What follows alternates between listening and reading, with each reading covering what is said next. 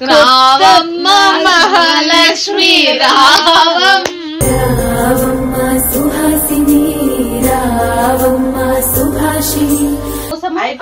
అయిపోయింది గుర్రంతో ఒకలా ఉండే నువ్వు ఎర్రిపుగా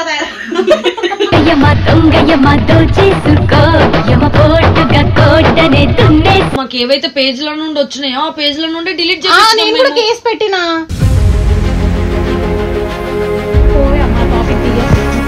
సరే డిలీట్ చేయవు కదా, నీ న్యూడ్ ఫోటోలు మొత్తం ఇన్స్టాగ్రామ్ లో పెడతాను నన్ను బెదిరించాడు.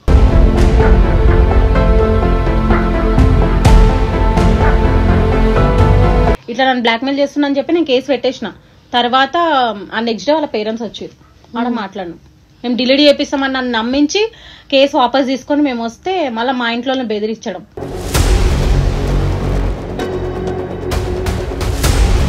ఇట్లా ఓకే ఏంది మొత్తం ఇంటికి వెళ్ళట్లేదు, నేను సపరేట్ గా ఉంటున్నా, నేను ఇంటికి వెళ్ళట్లేదు కదా.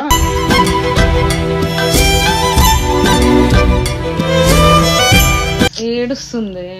ఏడవకక్క, బతుకంతా బలి చేసే పేరాశను ప్రేమించావి. ఇప్పుడు ఒక తల్లిదండ్రుల దగ్గర దాకా బట్టలేని ఫోటో, అదే అమ్మాయి ఫోటో ఫేస్ పెట్టి తీస్తేనే వాళ్ళు చచ్చగా చచ్చిపోయినట్టు. ఫ్యామిలీ కోసం మీరు ఫైట్ చేయండి ఖచ్చితంగా. ఈ సూసైడ్ అటెంప్ట్లు ఇవేం చేసుకోండి. సూసైడ్ అటెంప్ట్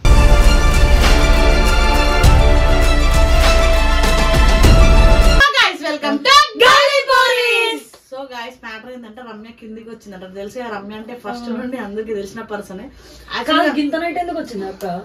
లంగావణీలు తీసుకొని పోదామని వచ్చింది. అంటే సంక్రాంతికి లంగావణీలు ఉన్నాయి నా దగ్గర. నేను ప్రమోషన్ మాక్సిమం కొనలేమో, ఇన్ని కొన్నాం ఉండే 6-7 ఉన్నాయి.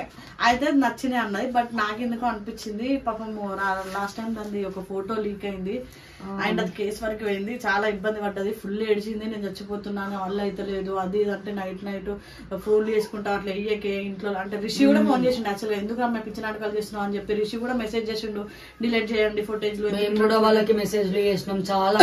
వాళ్ళు మమ్మల్ని కూడా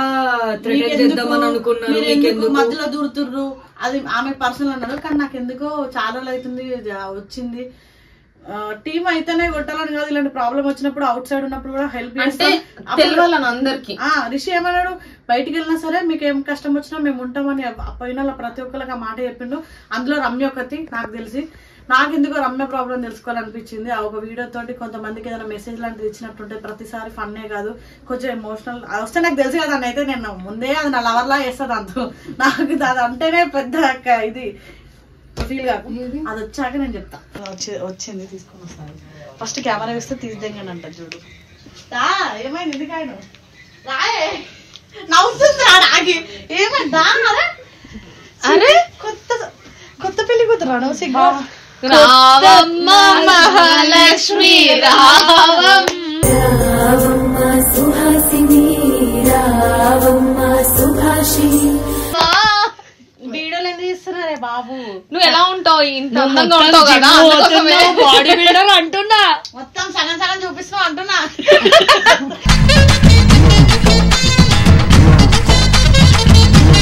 అందుకే నిండా తప్పుకొచ్చింది అంటున్నా.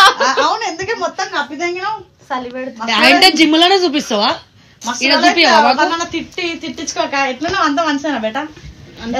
ముఖం అంతా వీక్ అయింది. ఎందుకు అట్లా? అంటే అక్కడ నువ్వు చాలా రోజుల తర్వాత వచ్చినావు కదా, మాకు ఇది ఒక మెమరీ లాగా ఉండాలని మేము రికార్డ్ చేసుకుంటున్నాం అక్క. చెప్పు తీసేయం. అసలు అవన్నీ కాదు, అసలు మీరు ఏంది నాకు చెప్పకుండా ఈ అవును వస్తున్నా అని చెప్పిన కెమెరాలు పెట్టమని చెప్పి చూడాలి కదా మేము. నువ్వేమేం తీసుకొస్తున్నావు, ఎందుకు వచ్చినావు, ఎరుపుకు ఎందుకు వచ్చిందా? దానికోసం కూడా వీడియో కొడతారా? అయిపోయింది గుర్రంతో ఒకలా ఉండే నువ్వు ఎర్రిపుగా.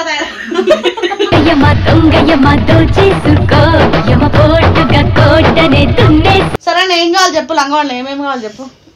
3 లంగావనీలు కావాలి. దెంగడానికి వచ్చిన వాడిని ఎర్రిపు కానీ నాకు తెలుసు. ఎందుకు? ఫెస్టివల్స్ వస్తున్నాయి కదా, కొత్తగా కొనుక్కోవచ్చు కదా.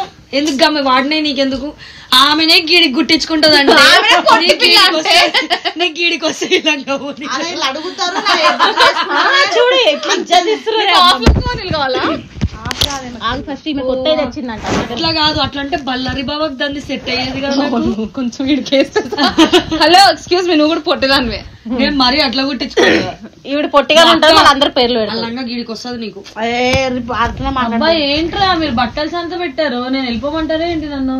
నీకు కూడా కావాలంటే ఒకటి తీసుకో, మిడ్డీలా వేసుకో. అరే దీని రెడ్ కలర్ చూడు చూడు మిడ్డీ లాగా. నువ్వు మిడ్డీ వేసుకొని ఇట్లా ఎగరాల్సి వస్తుంది.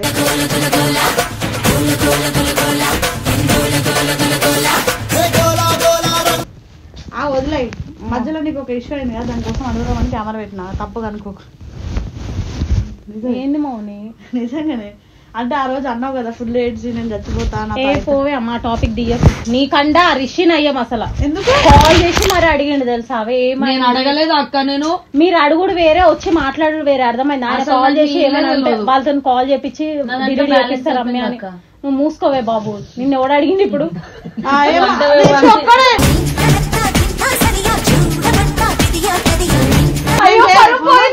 మీరు వేస్ట్.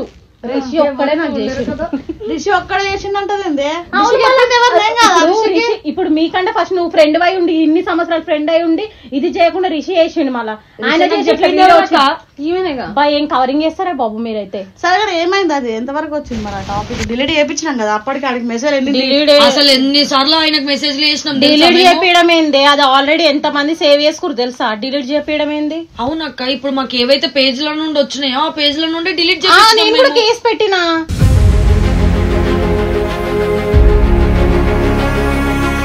కేసు పెట్టక ముందే మీరు డిలీట్ చేయించిర్రు. నాకు ఎవరెవరు ప్రతి ఒక్కరు షేర్ చేసుకొని నాకు వాట్సాప్ లో సెండ్ చేసారు అందరూ. అందుకోసం నేను చెప్తున్నా, మీరు ఆ రోజు ఫస్ట్ ఆఫ్ ఆల్ మన చుట్టుపక్కల ఉన్న సేవ్ చేసుకొని షేర్ చేసే టైంకి అది ఎక్కువ స్ప్రెడ్ అవుతుంది తెలుసా? వ్యూవర్షిప్ పెరుగుతుంది దాని వల్ల. మన ఇప్పుడు నాకు ఒకటి ప్రియాది ఒకటి ఏమైనా తెలిసింది అనుకో, అది నాకు తెలిసిన అది నాకు పంపిస్తే దానికి పంపిస్తే అది నీకు పంపిస్తే ఇక్కడ ఒక రొటేట్ అవుతుంది 7-8 మెంబర్స్ కి.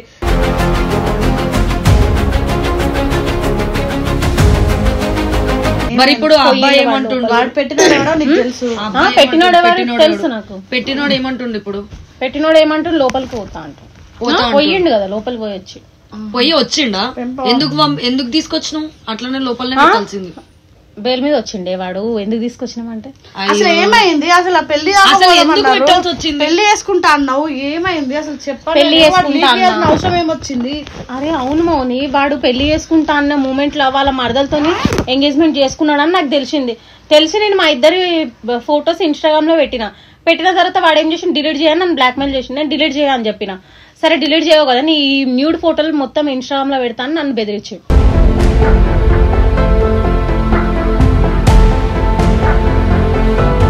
ఎడిటింగ్ చేసి ఇట్లా నన్ను బ్లాక్మెయిల్ చేసిండు. నువ్వు అవి డిలీట్ చేయకపోతే నేను ఇవి పెడతా అని చెప్పి నన్ను బ్లాక్మెయిల్ చేసిండు.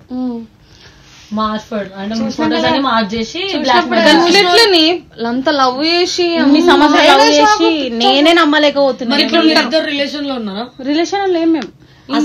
అంటే అట్లని కాదక్క, నా ఉద్దేశం ప్రకారం ఏంది అంటే ఆ పర్సన్ అట్లా చేయాల్సిన అవసరం ఏమొచ్చింది అంటే, నువ్వు నీ సైడ్ నుండి తప్పు ఉందా లేకపోతే అబ్బాయి సైడ్ నుండి? నా సైడ్ నుంచి తప్పేముందే. ఇప్పుడు మేము రిలేషన్ లో ఉన్నాము, నాతోనే ఉండే ఆయన.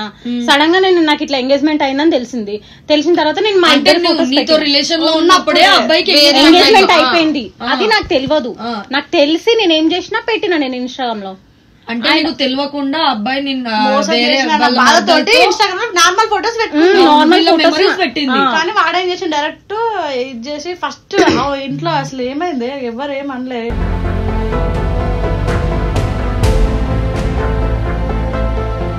వాళ్ళ ఇంట్లో అందరికి తెలిసే నీ ఫోటోలు ఇట్లా అయినా అని చేసినప్పుడు నీ సిచ్యువేషన్ మా ఇంట్లో ఎట్లనే బాగా ఫుల్ ఏడ్చిరు మా ఇంట్లో ఆ ఫొటోస్ చూసి. అది నేను కాదని చెప్పినా కూడా నమ్మట్లేదు. ఏం చేయాలి? ఎవరు నమ్ముతారు? ఇప్పుడు ఫ్యామిలీ అన్నాక వాళ్ళకి ఏం తెలియదు. ఇంట్లో ముందే మా డాడీ గురించి తెలుసు, దానికి మీ అందరికీ తెలుసు కదా. వీళ్ళ డాడీకి ఇది ఫోన్ చేసి నేను చచ్చిపోతా అంటుంది, ఎక్కేడుస్తుంది. నాకు ఫుల్ భయం. రిలీజ్ చేసిన తర్వాత నువ్వు ఆ అబ్బాయికి కాంటాక్ట్ అవ్వడం గానీ, ఆ అబ్బాయికి కాంటాక్ట్ అవ్వడం గానీ, అంటే ఎందుకు ఇట్లా చేసినావు అని అట్లా ఏం కాల్ చేయలేదు? ఏం లేదు. వాడు సిమ్ లేదు, ఫోన్ లేదు. మరి ఎట్లా చేసిండు? ఎప్పుడు ఇట్లా ఫేక్ వీడియో ఎట్లా చేసి ఐడి కొత్త ఐడి క్రియేట్ చేసి ఇదంతా స్టోరీ అది జరిగినందుకే కదా నేను కేసు పెట్టిన. నువ్వు వాళ్ళ ఇంట్లోకి పోలేదా? వాళ్ళ ఇంట్లోకి పోయి గొడవ చేయలేదు నువ్వు? వాళ్ళ ఇంట్లో గొడవ ఏం చేయలేదు. ఆ రోజు నైటే మొత్తం ఇష్యూ అయిపోయింది. నేను కేసు పెట్టేసిన వెళ్ళి ఇట్లా నన్ను బ్లాక్మెయిల్ చేస్తున్నా అని చెప్పి నేను కేసు పెట్టేసిన. తర్వాత ఆ నెక్స్ట్ డే వాళ్ళ పేరెంట్స్ వచ్చారు. ఆడ మాట్లాడినా మేము డిలీట్ చేపిస్తామని నన్ను నమ్మించి కేసు వాపస్ తీసుకొని మేము వస్తే మళ్ళీ మా ఇంట్లోనే బెదిరించడం.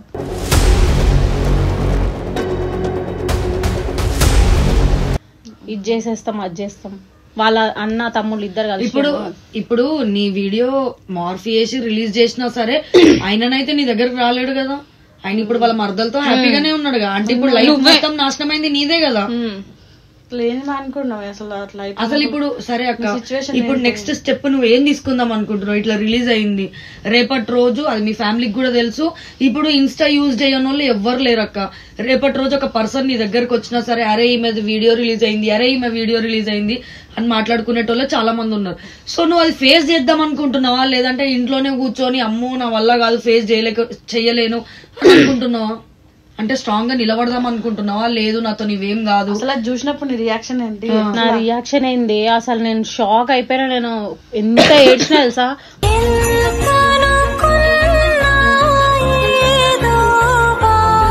గోడకేసుకొని గుద్దుకున్నా. నేను తట్టుకోలేక పోయినా ఆ వీడియోలు చూసి. అసలు అట్లా చేస్తాడని అనుకోలే ఎవరైనా. నిజంగా అంత మనస్ఫూర్తిగా లవ్ చేసినోడు అయితే ఎవ్వరు అట్లా చెయ్యరు. అవునా కదా? నేను అట్లానే నేను అనుకున్నా గానీ నన్ను ఇట్లా ఇచ్చేసి మొత్తం నా గురించి పబ్లిసిటీ చేస్తా అంటే ఎంతవరకు కరెక్ట్ చెప్పండి? నేను కూడా షాక్. అంటే ఇన్ని 4 years 5 years రిలేషన్, ఇన్ని ఇయర్స్ రిలేషన్ అసలు నేనైతే షాక్. మనుషులు అట్లనే ఉంటారు అక్క. ఇప్పుడు నిన్ను వదిలించుకోవడానికి ఒక రీజన్ కావాలి. కానీ మరి అదే కదా లవ్ పేరు చెప్పి కూడా ఇట్లా చెయ్యొద్దు కదా. లవ్ పెట్టి పేరు చెప్పి మొత్తం ఆడుకుంటున్నారు. ఇంట్లో ఓకేనా?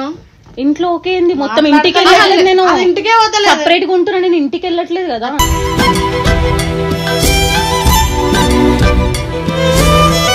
అట్లీస్ట్ ఇంట్లో ఎవరు అర్థం చేసుకున్నా అర్థం చేసుకోపోయినా ఇంట్లో ఒక్కరు ఉంటే చాలు. అరే ఇంట్లో విలేజ్ వీళ్ళది, రమ్య వాళ్ళది పక్క విలేజ్ ఫ్యామిలీ. ఇప్పుడు వాళ్ళ డాడీకి హార్ట్ ప్రాబ్లం ఉంది.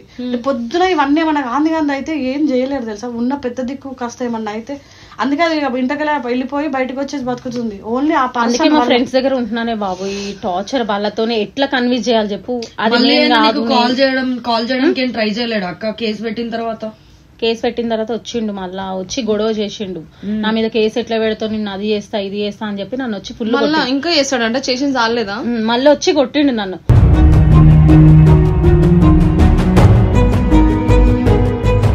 అదే కాకుండా నువ్వేం తప్పు ఇప్పుడు కూడా ఇష్టమే కదా నిజం చెప్పే కదా. వాడు వచ్చి పెళ్లి చేసుకున్నా సిగ్గుపడక్క ప్లీజ్. ఏడుస్తుంది. ఏడవకక్క. బతుకంతా బలి చేసే పేరాశను ప్రేమించావి. మళ్ళీ ఒకవేళ ఆయన వస్తాడు అని చెప్పేసి ఇంట్రెస్ట్ అట్లాంటివి ఏం పెట్టుకోకే. ఎట్లున్నా స్ట్రాంగ్ ఉండు. ఎవరు ఏదన్నా అనుకోని. అర్థమైందా? వస్తాడని ఇప్పుడైతే హోప్ ఏం లేదు ఆయన మీద అంతగా. కాదక్క పెళ్లి చేసుకునే ఉద్దేశాలు ఉన్నాయా అంటే ఫ్యూచర్ లో? అసలు నాకు టచ్ లోనే లేడు. అసలు అయిననే కాదు, అయిననే పర్సన్ కాదు. నీ లైఫ్ లో మ్యారేజ్ అనేది ఉందా? మ్యారేజ్ చేసుకోవాలంటే ఇంత అయిపోయింది. ఇప్పుడు మ్యారేజ్ దాకా అంటే ఎట్లనే ఇంట్లో కూడా మాట్లాడతలేదు నాతో. ఇప్పుడు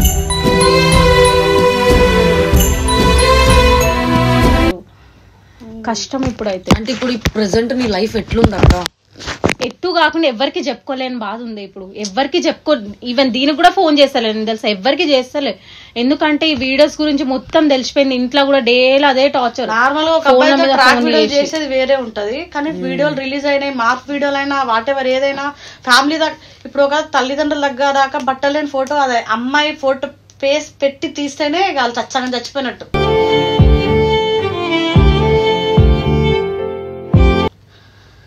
మళ్ళీ అందరికి చాలా ఇంట్రెస్ట్ ఉంటుంది ఇట్లాంటి వాటి. అంటే ఫోన్ చేసి ఎట్లా చెప్తారు తెలుసా, నీ వీడియోస్ ఉన్నాయి, నీ వీడియోస్ మొత్తం వైరల్ చేస్తాం, ఇట్లా ఇట్లా నన్ను బ్లాక్ మెయిల్ చేస్తారు. అది నేను కాదు బ్రో అని చెప్పినా కూడా ఇంటలేదు. చేస్తూనే ఉన్నారు. ఎంత మందిని బ్లాక్ చేసిన, ఈవెన్ ఇన్స్టాగ్రామ్ లో కూడా బ్లాక్ చేసిన నేను. ఎంత మంది మీద అని చెప్పి నేను కేసు పెడతా చెప్పు. మరి ఇంత గలీజా? లవ్ పేరు చెప్పుకొని ఇంత పబ్లిసిటీ చేస్తారా మనుషులని?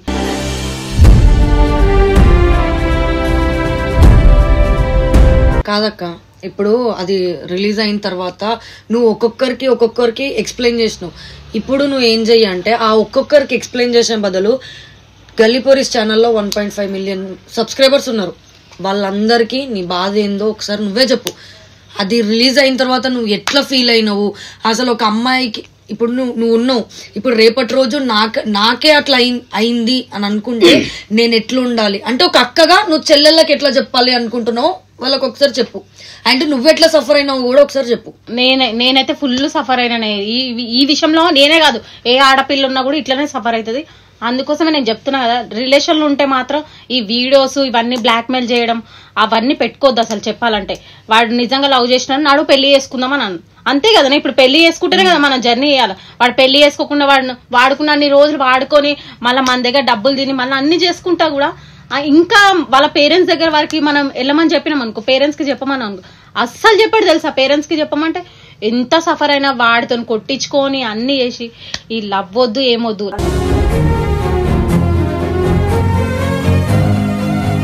నిజంగా లవ్ చేసేటోడు అయితే వాడు వాళ్ళ ఇంట్లో చెప్పి పెళ్లి చేసుకోవాలి అంతే.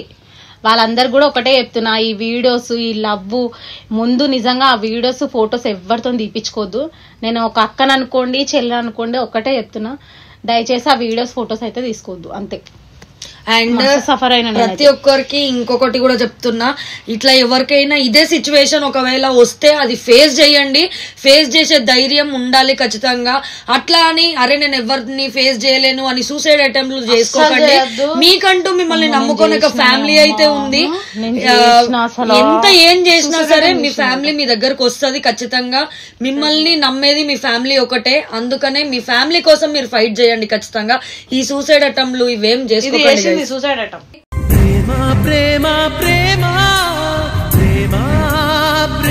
చాలా సఫర్ అయినా. ఇట్లా అమ్మాయిలకే కాదు అబ్బాయిలకు కూడా జరుగుతుంది. నిజంగా చాలా ఘోరంగా జరుగుతున్నాయి. ఎందుకక్క అమ్మాయి నార్మల్ వాడు పైసలు ఉన్నాయి అనుకో కేసు పెడుతుంది, కేసు పెట్టేస్తుంది. ఇది పిల్ల ఎప్పటితో తిరగాలి అన్ని చేస్తుంది అబ్బాయిల మీద. ఇట్లనే అవుతుంది అక్క. 50 ఛాన్సెస్ ఇటు ఉంటాయి 50 ఛాన్సెస్. ప్రతిసారి చెప్తా అబ్బాయిలలో కూడా జెన్యున్ పర్సన్స్ ఉంటారు, కానీ అమ్మాయిలలో ఎక్కువ అడ్వాంటేజ్. అమ్మాయిలు కేసు పెడితే కదా మా అబ్బాయి మూసేస్తారన్న నమ్మకం. కానీ ఎప్పుడైనా లవ్ చేసినా సరే చెప్పండి. ఒకసారి మీ పేరెంట్స్ కి చెప్పి, మీ పేరెంట్స్ కి ముందు తెలిసింది అనుకో ఏ ప్రాబ్లం ఉన్నా అలా చూస్తారు. మీరే మొత్తం చేసుకుంటా మాదే కాందనంటే అంతే. లైఫ్ అందరు ఇట్లనే అయితే. కానీ అమ్మాయిలు వదిలితే ఆ వీడియోస్ ఏం కాదు, ఫరక్ కూడా పడదు. వాళ్ళకి ఏం ఫరక్ పడదు. అమ్మాయిలకి చెప్పాలంటే ఆ వీడియోలు కూడా మనం కూడా అట్లా తీసి మనం అట్లా చేస్తే సరిగ్గా తెలుస్తుంది వాళ్ళకి. వేసుకుని తిరుగుతాడే. నేను మగాన్ని బరాబర్ నేను 10 మందితో అయినా పోతాను అంటారు అక్క వాళ్ళు.